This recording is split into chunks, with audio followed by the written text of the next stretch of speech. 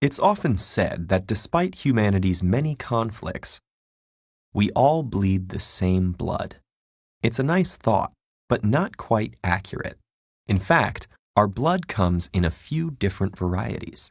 Our red blood cells contain a protein called hemoglobin that binds to oxygen, allowing the cells to transport it throughout the body. But they also have another kind of complex protein on the outside of the cell membrane. These proteins, known as antigens, communicate with white blood cells, immune cells that protect against infection. Antigens serve as identifying markers, allowing the immune system to recognize your body's own cells without attacking them as foreign bodies. The two main kinds of antigens, A and B, determine your blood type. But how do we get 4 blood types from only 2 antigens? Well, the antigens are coded for by 3 different alleles, varieties of a particular gene.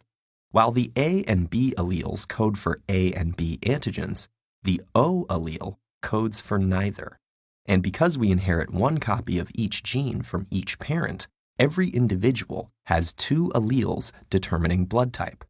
When these happen to be different, one overrides the other, depending on their relative dominance. For blood types, the A and B alleles are both dominant, while O is recessive.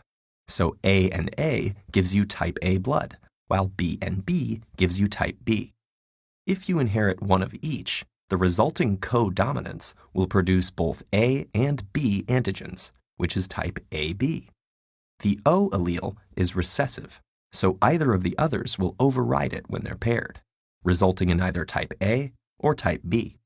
But if you happen to inherit 2 O's, instructions will be expressed that make blood cells without the A or the B antigen. Because of these interactions, knowing both parents' blood types lets us predict the relative probability of their children's blood types. Why do blood types matter? For blood transfusions, finding the correct one is a matter of life and death. If someone with type A blood is given type B blood, or vice versa, their antibodies will reject the foreign antigens and attack them, potentially causing the transfused blood to clot. But because people with type AB blood produce both A and B antigens, they don't make antibodies against them, so they will recognize either as safe, making them universal recipients.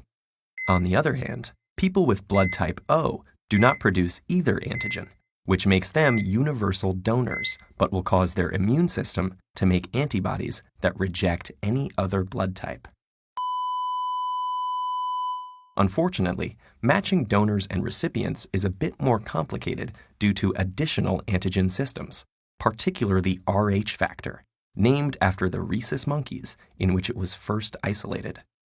Rh plus or Rh minus refers to the presence or absence of the D antigen of the Rh blood group system.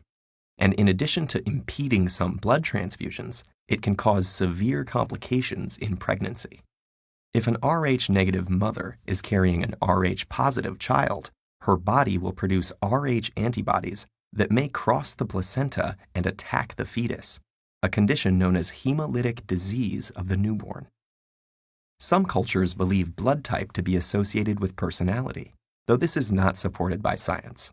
And though the proportions of different blood types vary between human populations, scientists aren't sure why they evolved, perhaps as protection against blood-borne diseases, or due to random genetic drift. Finally, different species have different sets of antigens. In fact, the 4 main blood types shared by us apes seem paltry in comparison to the 13 types found in dogs.